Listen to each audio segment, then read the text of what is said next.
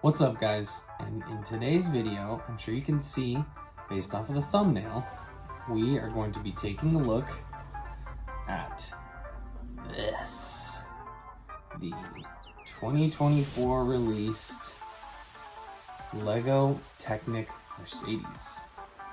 And you can probably also tell by my get up here, I'm pretty excited. Let's jump into it.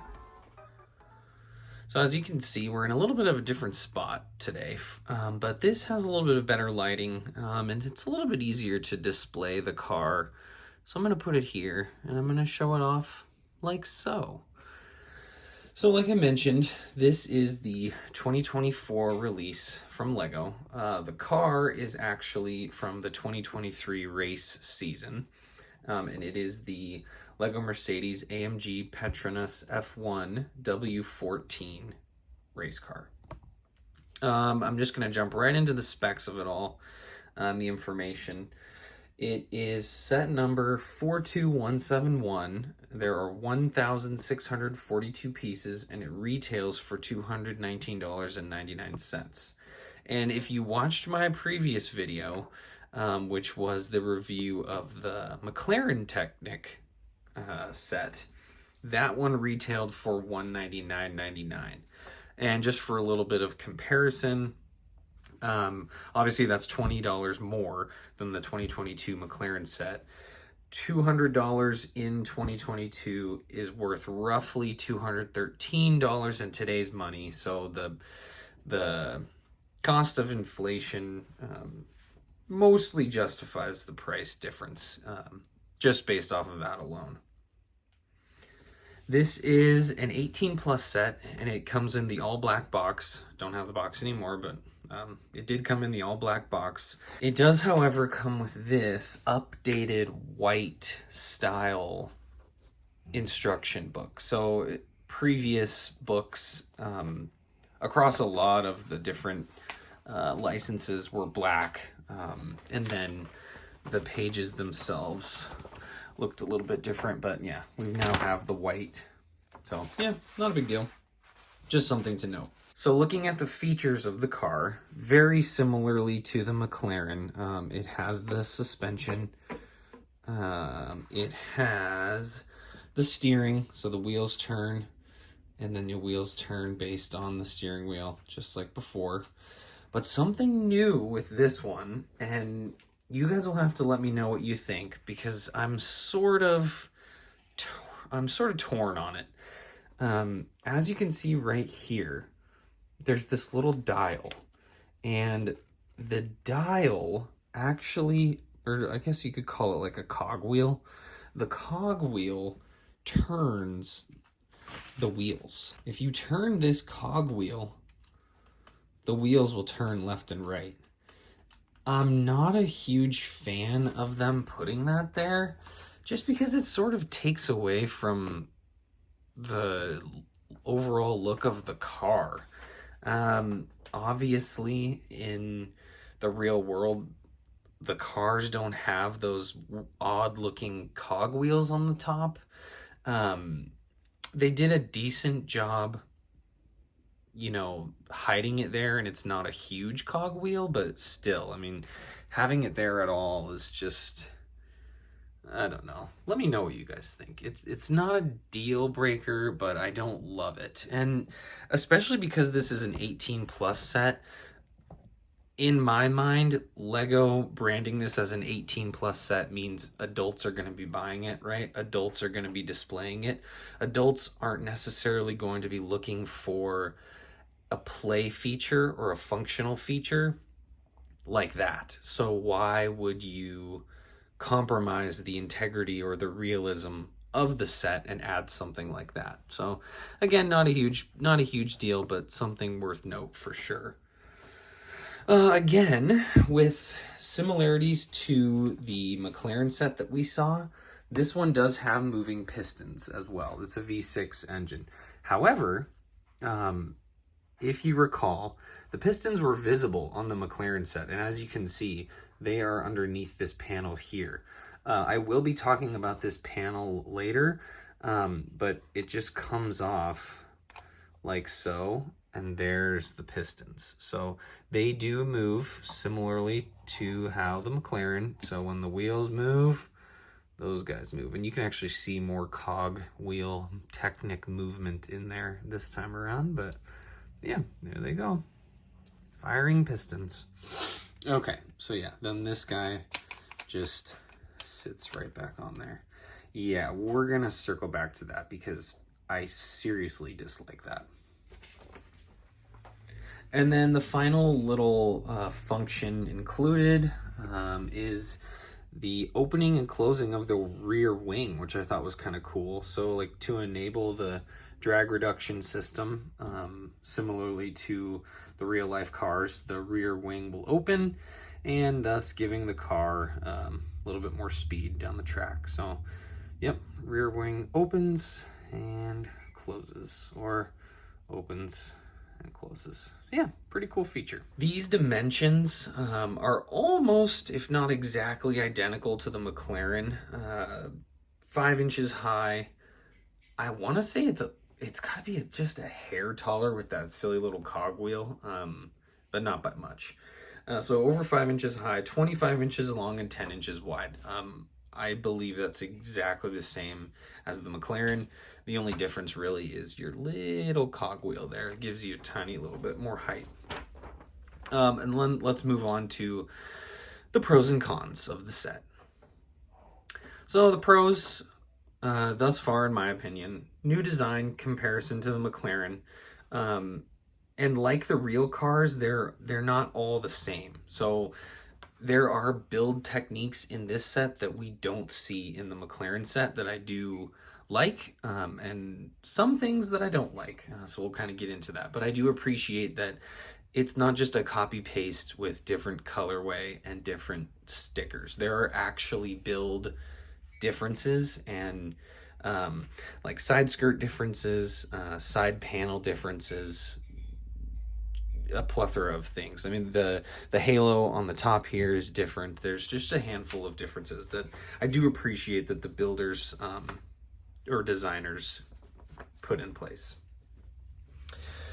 One of the biggest updates are these slick tires that we get.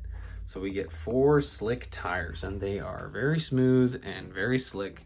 And I would say probably the most accurate slick tires that we've received in a Lego set thus far. It also has the little wheel nuts. Those are printed tiles, I guess is what you could call them. But yeah, little wheel nuts. So that's kind of a cool little detail. That's the only piece, and again, correct me if I'm wrong, same thing as the McLaren, but that's the only piece that's printed in this whole set. Otherwise, everything is a sticker other than those wheel nuts. Updated rear wing. So on the McLaren, the wing was a lot more stationary. It was actually a little bit smaller, and it didn't really flow quite as nicely as this wing. I'll show it maybe towards the end, but you can also go watch that video. This wing just seems a lot more sleek in its design, and it has the ability to open and close, which the McLaren wing did not. So I definitely like this style a little bit better. And the McLaren was long, skinny Technic pieces, one on top of the other, and then the, what's it called? The licensing sticker or the sponsor sticker was actually split in half down the middle instead of like this way. So it split every single letter in half. Not super visually awesome, especially for a $200 set. And then moving towards the front of the car, if you will look here, this is an updated halo design. And what the halo is this bent rubbery Technic piece right here that goes all the way around. That's updated from the built halo design piece on the McLaren, and I will show you that one right now because that one's harder to explain. But here's my, here's the McLaren, and this is the not brick built, but like Technic built halo that goes over the top of the cockpit. It's got a bunch of pins and different pieces and like side skirt pieces to make the halo that covers the cockpit. it's just a little bit more clunky, and I think that this design change here on the Mercedes was a really good move. It's just a lot more sleek, a lot more realistic, and you get a better curve with this sort of piece rather than the actual like Technic pieces themselves. And I think I've already said side skirts maybe like 100 times, but right here along both sides of the car, you have these really nice, thin, sleek pieces that give the car a fast look versus the McLaren that were bigger, clunkier, thicker Technic pieces that just really didn't do the sides of the car justice in comparison to these pieces here. So definitely like the upgrade that we have here. It looks a lot nicer. It's a lot thinner, and it just gives the car a more streamlined look. Okay, and now to the cons. The tires, while they are slicks and they look accurate, now instead of having inaccurate markings around the tire to classify, you know, what tire this is, similar to the McLaren where we got the inaccurate sticker, but at least we got something. These tires have no stickers, so I mean, it's kind of a give and take here. We get these slick tires as the first slick tires that Lego has released on, you know, a large scale set like this, but we don't get any sort of sticker to represent like what, if it's a hard or if it's a soft or if it's a wet tire, you know. And in the manual, flip through here and try to show you, the picture might be better. We have the side-by-side comparison once again of the real car with those sticker color allocations. You know, those aren't stickers obviously on the real car, but that's the tire allocation color. Then you look over to the set, nothing. And to me, it just seems like they got something right by giving us slick tires and then got it totally wrong by not even adding any sort of sticker at all. So yeah, definitely a con in my opinion. Another thing that is relatively nitpicky, but I can't be the only one who has this problem, is that like the skeleton or like the inside or the framework is different than the McLaren in such a way that on the bottom here, I can't really hang it up the same way. So I showed on the McLaren that it had two large rectangle pieces like this, but it kind of went from like here to here and then the other one like there to there, and it worked perfectly to hang on the wall, like you can see right now. I did figure it out with the Mercedes. It's a little bit wonky, I'm not gonna lie. I mean, I have one of the command hooks that just hooks on one side of this, so the car's kind of at an angle, and then the other one sits like up here. So it's not the end of the world, but the design for the frame was just so different. Yeah, it just made for a little bit more ingenuity with my command hook MacGyvering to get it up on the wall. I did already mention the con of this cogwheel at the top. I do need to include it in my little spiel about cons here, but I just don't really think this is necessary, especially for an 18 plus set where, you know, it's marketed towards adults. I don't need this on my set because it's not, you know, accurate to the true car, the model itself. This makes it feel more play set-esque, which is fine, but, you know, that's my opinion. The steering wheel does just fine to turn the wheels if I really need to turn the wheels. So, yeah, but added to my list of cons nonetheless. This is the last, like, real con of the set, and it's this back panel that I talked about at the beginning. So, as you can see, and actually let me lower this a little bit more so you have a really good view. bear with me. Try to do this as seamlessly as possible. Okay. So this piece here is freestanding. There's nothing to connect. And I reread the directions I don't know how many times. So this just, you know, flaps in the wind all willy-nilly. And then to connect it to the actual car are just these, it's these little cross pieces. And the other side, you know, is the circular piece that really snaps in. But it's just, it's mind-boggling that they decided to use these where the top half really snaps in and then the bottom half just sits in here freely. It doesn't snap in at all. It's not secure in any way. So initially, when I went to hang the set up on the wall, I ran into the problem that if you hang it vertically and it leans at all, this piece sort of sits back like it wants to fall off. That's a problem. That's definitely a problem. I think the reason why they did that is that so that you could, you know, access the pistons and see the moving parts. But again, that just, it doesn't seem like a good design at all if you're going to be displaying this on the wall, as I would assume an adult who buys an 18 plus set would do. I don't need to be able to easily, way too easily, take this piece off and also have it potentially fall off while it's on my wall. So what I'm going to do is replace those with these and give it a much more, you know, secure feel. So I'm going to go ahead and do that, and then I'll show you the difference. Okay, so I put these new pins in. Hopefully you can see that. Maybe. Put the new pins in, got rid of the blue ones with the little X pieces that don't grab onto anything. And we will just attach. Okay, so I snapped it in there, and now it doesn't come out. This still lifts up, that's fine. It's not a huge deal at all, really.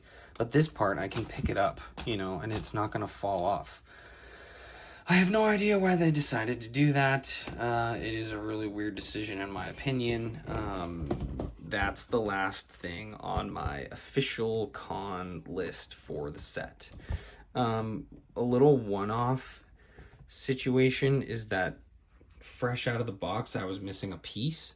I was doing like a time-lapse build of the set, and then when I got to that missing piece, I was just so defeated that I stopped doing it. So what it was is, let's see if it will focus. This little fender here on the side was missing this little catch piece that attaches it to the frame. So it's the same thing on this side. I don't know if it'll focus, but yeah.